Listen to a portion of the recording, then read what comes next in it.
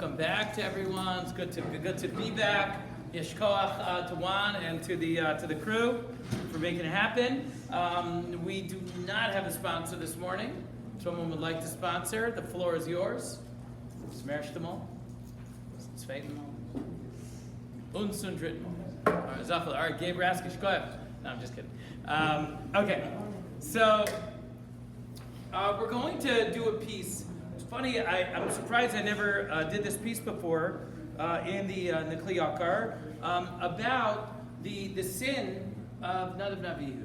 What was it, right? What was the nature of their sin? And what's fascinating about it is he just like rattles them off. You know, there's so many different opinions as to what they did wrong, and which means, in general, right, if you learn a Tosfos less, right, and the Tosfos gives like, you know, one answer, and then it says V'yesh omrim this, then it says V'yesh omrim this. What does it usually mean? Sometimes they say first answer's best, or they don't really know. We're not sure, right? So let's figure it out. So the Kli Yakar like kind of brings down the midrashim, and then you'll see he circles it back actually to like what Les said, the first answer, really the OG answer, which is not the medrash, but the one that's in the Torah. Okay, so check it out. You have that funny trop over Asher Lo Tziva Otam. They brought a foreign fire, an alien fire that wasn't commanded, that they weren't commanded to bring. And with the essence of this sin, there are so many opinions. B'Yalkut Mesik b'Shem Rabbi Mani, in the Yalkut, the Medrash, it's brought in the name of Rabbi Mani. Al shenichnasu shtuyayai.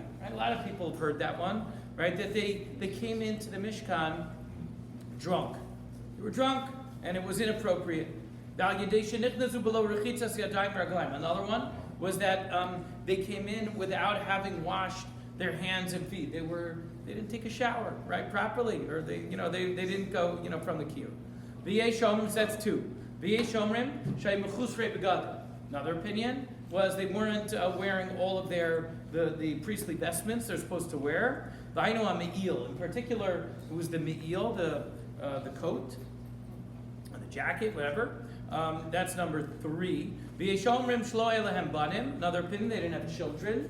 Number 4. Yishom al shelo nasu nashim. Number 5, right, that they didn't get married.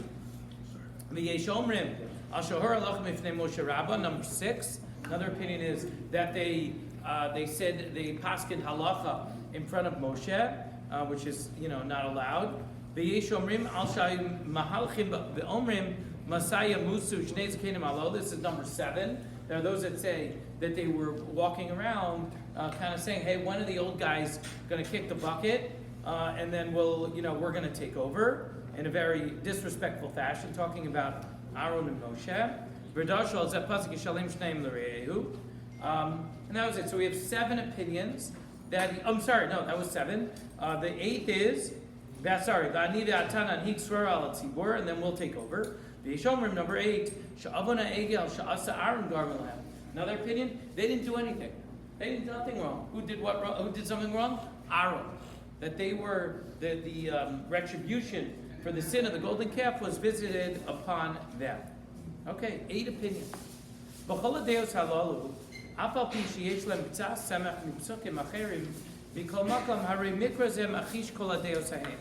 He says all of these opinions are very nice, but if you look at the pasuk seems to contradict every single one. The pasuk tells us what happened. Shenemar, why are we evading the pasuk? Shenemar vayakrivu lifnei Hashem eish zara asher lo tziva otam. It says that they brought a foreign fire and that they weren't commanded to bring. Shema mina shelo b'hem ched acher. We see from there wasn't some other nefarious sin. It was right there. They brought a fire that wasn't an alien fire. That's what it was. Al kain chalalai chovat beur. He says, therefore, it's incumbent upon me to kind of set the record straight. I need to explain this. Like, A, I need to explain the pasuk, and B, I need to explain these 8 different opinions that are brought. Like what? Like, again, you can't just like throw things out there. Things have to be connected what it says in the pasuk. La'amlitz ba'ad kol hadeos halolu v'lomar shekulam matulem semach mipasuk zeh. I have to be able to bring back. Think about like a bullseye, right? And you need to be able to draw, from the circle. You need to draw a line from the circle, the middle of the bullseye, to all these different opinions, right? Because the bullseye is that they brought an Eish Zara. So how do these opinions relate to this idea? Because what's problematic to the Medrash, to the Rabbanim that brought all these opinions, is that it already says that the children of Aharon brought a fire. The Gomer, that you should bring it from, the hedyot, from a regular place. Why would it say that they weren't commanded to bring that? So, we shouldn't say like the Abarbanel, that the fire really shouldn't have come from their own sort of regular fire. It should have come from the Ola altar.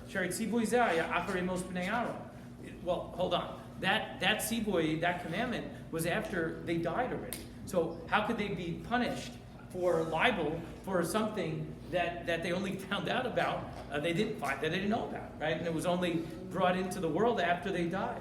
So it can't be that. Sham nemer lakach melamachta gach le'esh. Al kein ra'u lefaresh eish zarazo al tzad hazarut ve'aremez al shar dvarim shenirmazu be'eish zara. So I need to explain it based on the zarut. What was alien? What was foreign about what they did? What was problematic? So here comes the opinions. The people that said that they came in drunk. So that this eish zara, this fire, is actually talking about being drunk. Right? When a person is drunk, right, it burns inside of you, right? He's talking about wine. If you ask Moshe Isaacovich, say he wants some scotch, what does he say? He wants some fire water. He calls it fire water, right? In Yiddish called bromfin, okay? And, right, so that we know, right? You drink, it feels like, a fire in your belly.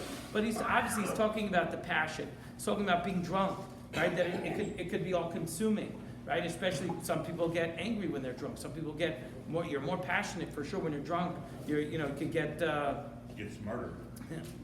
I hope not.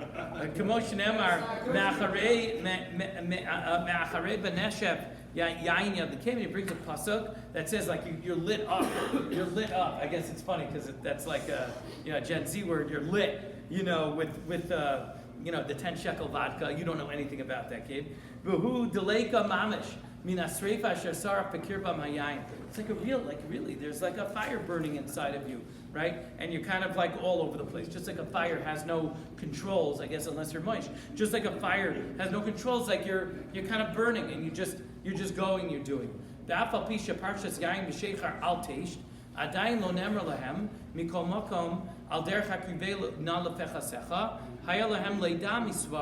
Meaning, and even though the pasuk, why is everyone very connected to they served drunk?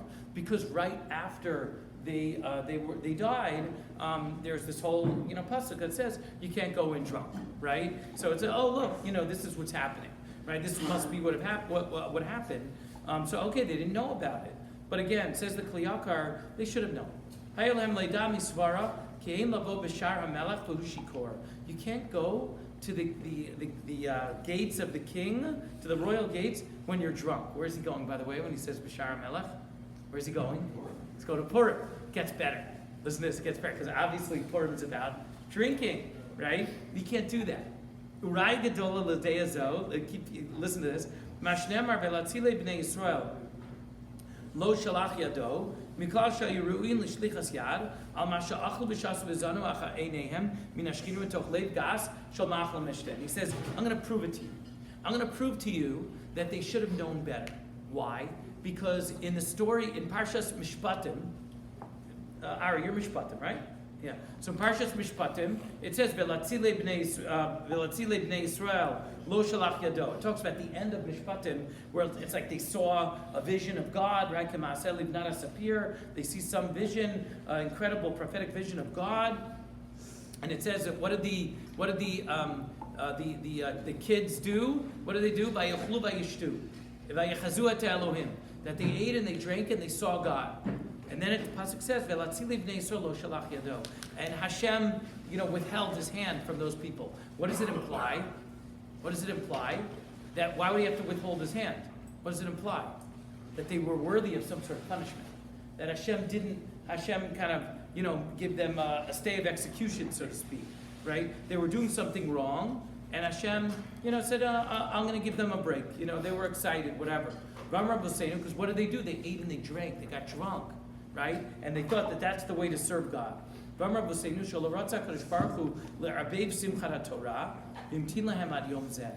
rabbi said Hashem didn't want to ruin Simchas Torah.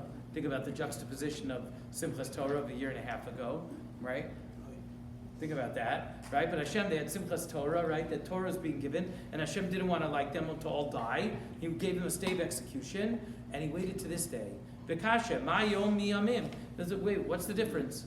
What's the difference? They sinned. Why now? The Od, Sharigam Yom Zed Nikra Simchat Libo. But this day is also called the day of the gladness of his heart. Shekin Tashur B'Seinu, V'Yom Chasunaso. It's from Shir Shirim. On the day of their nuptials, Zeh Matan Torah, U'V'Yom Simchat Libo. And on the day of the gladness of their heart, Zeh Chanukasim is Beis HaMikdash. So you see the connection, right, between the day that we received the Torah and the day that they dedicated the Mishkan, which was that day, Yom HaShemini, when they dedicated the Mishkan, the Mizbeach.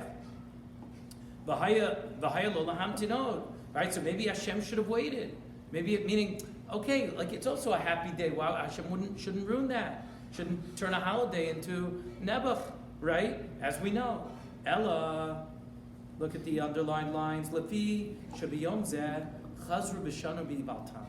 No, it wasn't that God's like, all right, good, I'm going to give a stay of execution until the next happy day. No. Hashem said, I'm going to give a stay of execution, and Emir Hashem, God willing, it won't happen again. What happened? It happened again. At the same time, at a time of incredible prophecy, incredible spiritual revelation, what did they do? Chazru b'shanu b'baltam. They repeated their error. Listen to this. Vayakrivu lifnei Hashem eish zara asher bo'ara b'kirbam. And they brought this Eish Zara, meaning it should have been enough that they had God right in front of them. That should have been the spirituality. That should have brought it. You don't need any wine there. You didn't need it. You didn't need, yes, there's wine, there's drinking, gives a little bit, you have a l'chaim, all wonderful things. But you didn't need it there. You have a Kadosh Baruch Hu there, right there. That's the beauty of it. When we told Rob Shtia, Bo Lifnei Hashem, Asher Lo Chadat. Why did I underline that? Remember what I told you to think about Purim? U'v'chein abo el hamelech shelo chadat. V'chasher abadati abadati. Remember? Esther says, I'll come there and it'll be against the law. It'll be against the religion. Or, what does it say about the drinking in Shushan? Come on, guys, wake up. V'ashtiya chadat. Eino nes. Right? The shtia was, they drank, according to the law. There was no one was pushing him. No, it was a drunken orgy. That was the problem with that party. And that's what's happening here. He's saying drinking is nice, but it doesn't belong in all places, and especially it doesn't belong, drunkenness doesn't belong in the halls of holiness.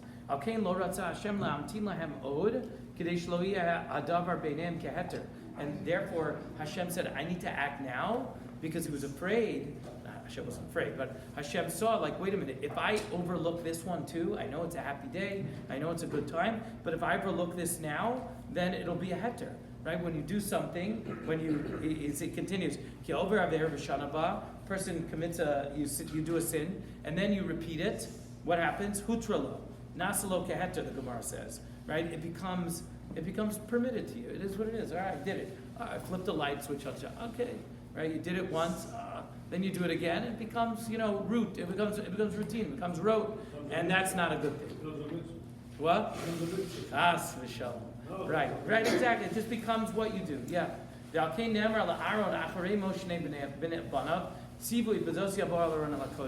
that's why B'davka, after Aaron's children died, Nebuch, it says this is what you come to Kodesh with, B'gomer, V'yom tzom kippur. This is what you do on Yom Kippur. Yom anot adam nafsho, ki az hu ba be'achna lifnei boro. How do you approach God?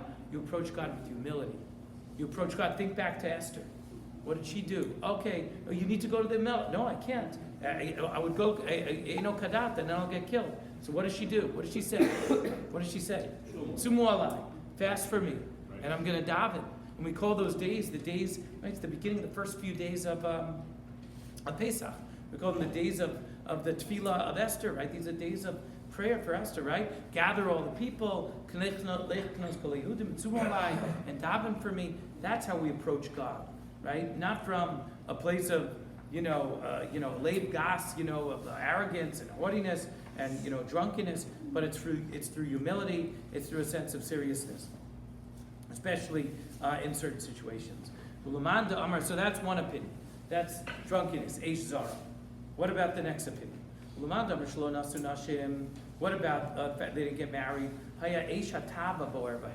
What did they have? Well, they didn't get married, but if you didn't get married, that's not going to work out very well, right? Just think lahavdil, right? I know they're going to be having a conclave soon, right? Think about the Catholic Church, how that worked out for them, celibacy. Didn't work out very well, right? And that's HaKadosh Baruch Hu saying to Nadav and Avihu, guys, you gotta get married, you gotta have kids. This is not going to be good for you. It's going to be an eish zara, right? It's an alien fire. You don't want it's not good. It's deviant. Kol mi she'eno nasui malei hure aver min eish zara. It'll consume you. That's not a way to live, and that's a really bad thing. He quotes a Gemara that literally says, Nura be Amram, al chemdas nashim abor b'kirbukit, right? Guys, consume, right?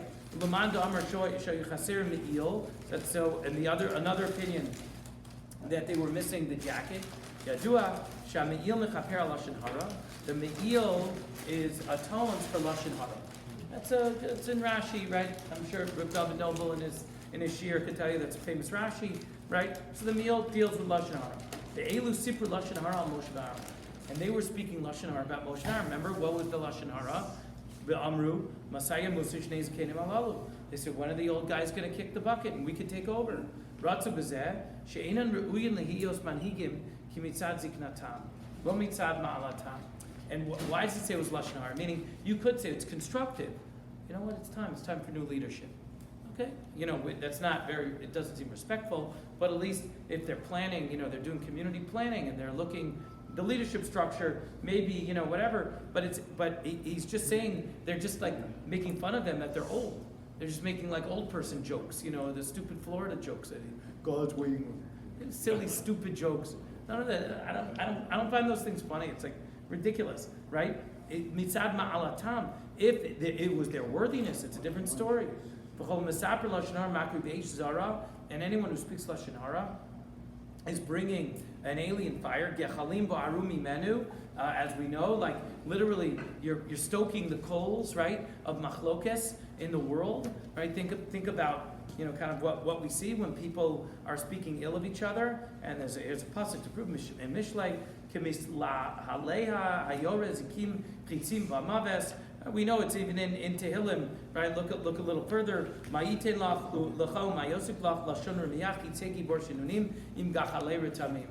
These are their arrows and their coals, and they start to burn, they start to fester, and they can tear you apart. Therefore, they had to deal with fire. Again, they weren't wearing the me'il, so to speak, right, which helped for Lashon Hara. That's the idea. So, keep going. And this concept of fire has to do with gasus haruach in general. It has to do with haughtiness. Because a gas ruach, a person who's arrogant, he's consumed with power, and he wants more. He wants more power. Keteva eisha ola lamala, which is the nature of fire. Think about fire, right? It's ola lamala, right? It always goes higher. Lahavdil, last night, I took Jacob to see the re-release of Revenge of the Sith. It was like, they were like, 6 other people in the theater. But it's literally what it's about, right? He literally says, Hayden Christensen, who's a terrible actor, but he says, I want more power. I need more power. Why? He wants to save. I need more power. And the yearning for more power leads to what? Come on, it leads to the dark side. That's what happens. Not a good thing. Okay, Kambor Lamal Parshat Tzab, and he talks about this, and that's the same idea as fire. Ubnei Aharon Hegesu Liba Ma'akravazo Beinei Vainu Eish Zara. Right? They wanted more.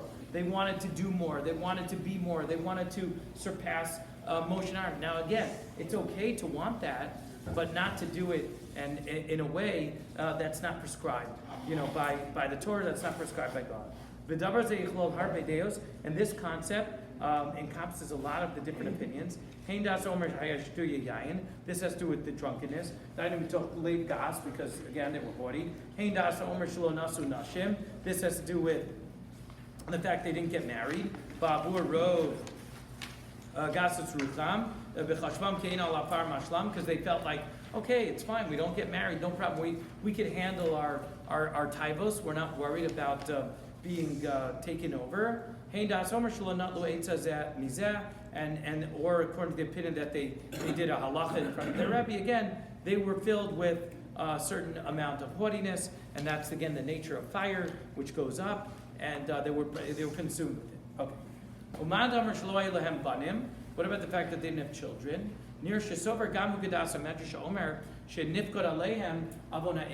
So this he puts together with the idea. He says those are one and the same, just like he's doing with other things, as the idea that this was retribution for the sin of the golden calf.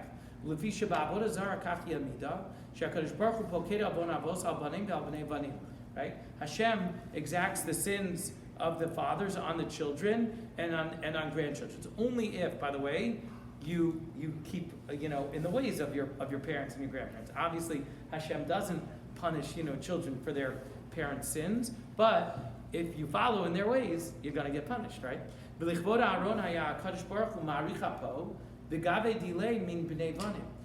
in the honor of Aharon, Hashem held back on the sin and didn't take anything out on his children. But because they didn't have children, then all of a sudden it kind of just stuck to them.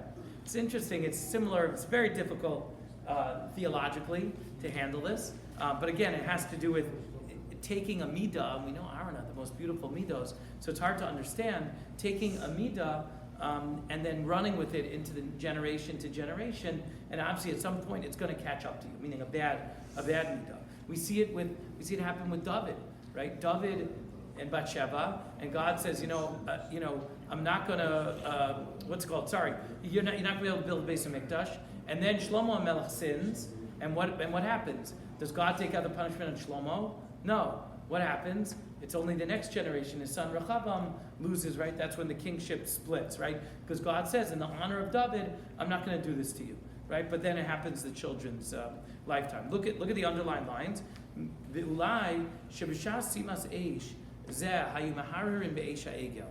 He says maybe what was going on was this.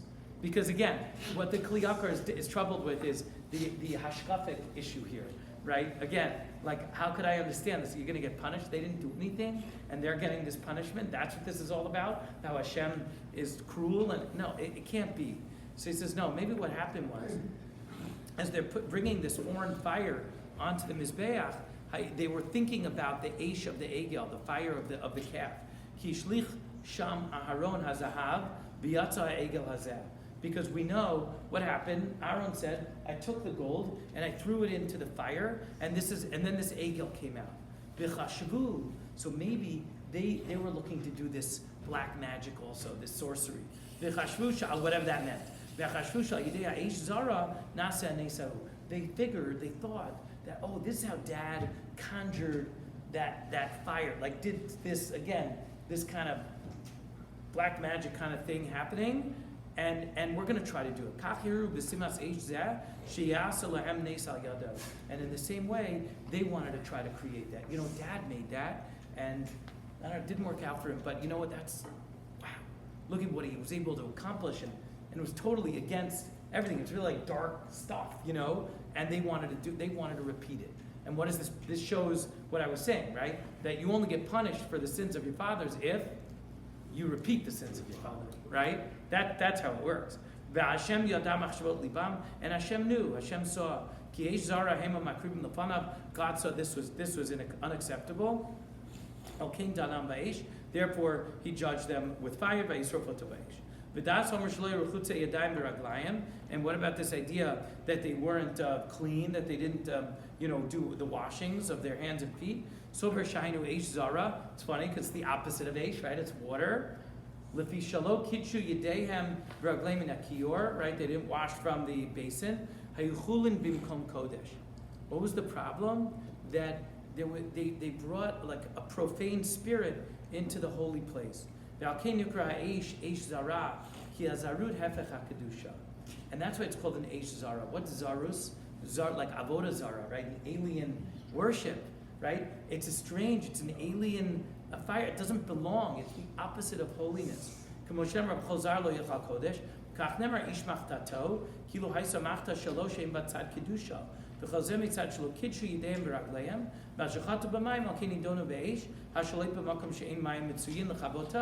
says, well, therefore they sinned with water, so therefore they were punished with fire, right? Kind of an opposite, right? One, where one sort of counteracts the other. But I think this last like kind of limud teaches us the whole thing, right? Because you can take it and teach the whole thing. In what way? They had a lack of understanding of what kedusha was. They tried to mix chol and kodesh. There's a reason why at the end of every Shabbos we say Hamavdil ben kodesh l'chol, ben Yisrael la'amim, ben yom ha'shvil l'sheish me'amaseh. In life, we need to have things that are kadosh. We need to have a mikdash me'ab. We need to have a sanctuary and act the way that one is supposed to act in a sanctuary. We need to have holy things that we do. We need to have, at our Shabbos table, at a Yontif table, yes, it's fun and we get crazy, we get fun. But we also have to understand that there's Kedusha happening. I'm saying a bracha, that I'm benching. There's a reason why I say Kiddush at the beginning of the meal on Friday night.